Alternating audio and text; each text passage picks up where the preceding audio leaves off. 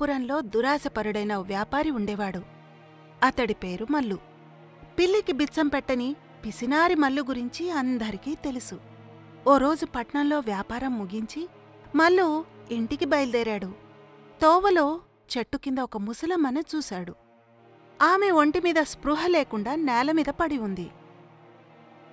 ఓ అమ్మా, లేలే లేమ్మా. మల్లు ఎంత పిలిచినా ముసలమ్మ లేవలేదు.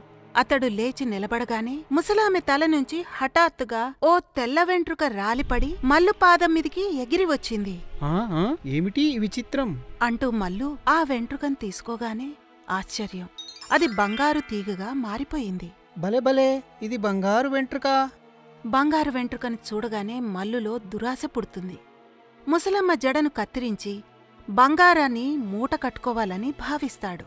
ముసలమ్మ జడను కత్తిరిస్తే నా ఇంట్లో బంగారమే బంగారం, కానీ ఎలా అనుకుంటూ మల్లు కాసేపు ఆలోచించాడు. తన సంచిలో కత్తి ఉన్న సంగతి గుర్తొచ్చింది. పదునైన కత్తిని తీసి ముసలమ్మ జడను కత్తిరించబోయాడు. ముసలమ్మ జుట్టు పెళుసుగా ఉండడంతో జడ ఏమంత సులభంగా తెగలేదు. జడ కొసమాత్రం మల్లు చేతికి అందింది. దాన్ని అందుకుని మల్లు నిలబడగానే కత్తిరించిన భాగం అతడి చేతిలోంచి జారిపడి తిరిగి ఆ జడకే అతుక్కుపోయింది. అరే అరే, అయ్యో, ఏంటిది ఏంటిది, అసలు ఏమవుతుంది? నా జడ కత్తిరిస్తావా?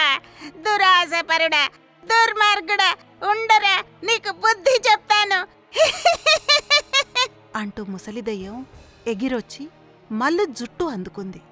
అటూ ఇటూ గట్టిగా గుంజడం మొదలుపెట్టింది. అయ్యో అయ్యో, ప్రాణాలు పోతున్నాయి, భరించలేకపోతున్నాను, నన్ను వదిలేయ్ వదిలేయ్.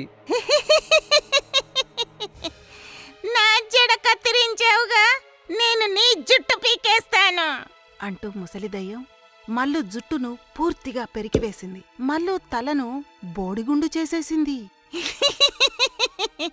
గుండు గుండు బోడిగుండు.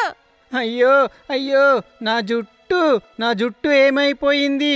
వదిలేయ్, నన్ను వదిలేయ్, ఇంకెప్పుడు ఇలాంటి పనులు చేయను, అత్యాశకు పోను, ఒప్పుకుంటాను, తప్పు చేశాను, నన్ను వదిలేయ్ అంటూ మల్లు పరుగులు తీశాడు.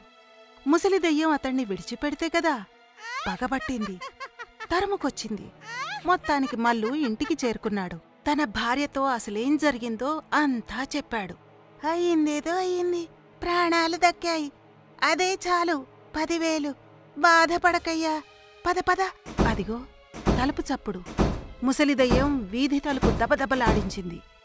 మల్లు భార్య తలుపు తెరిచింది. నిన్ను కూడా విడిచిపెట్టను, నీ జుట్టు కూడా ఎత్తుకుపోతాను అంటూ ముసలిదయ్యం మల్లు భార్యను బెదిరిస్తూ ఆమె మెడలోని హారం వైపు చూసింది. అందులో దేవుడి పతకం కనిపించింది. అది చూడగానే ముసలిదయ్యం భయంతో వణికిపోయింది. అమ్మా అమ్మా, నాకు భయం వేస్తోంది, నేను వెళ్ళిపోతున్నాను అంటూ ముసలిదయ్యం వచ్చినంత వేగంగా పారిపోయింది. ఏమయ్యా, చూసావా నీ దురాశ ప్రాణాల మీదికి ఎలా తెచ్చిందో? భగవంతుడు నిన్ను బతికించాడు, బుద్ధి తెచ్చుకో, దేవుడికి కృతజ్ఞతలు చెప్పుకో. బాగా చెప్పావు. భగవంతుడు ముసలిదయ్యం రూపంలో బాగా బుద్ధి చెప్పాడు.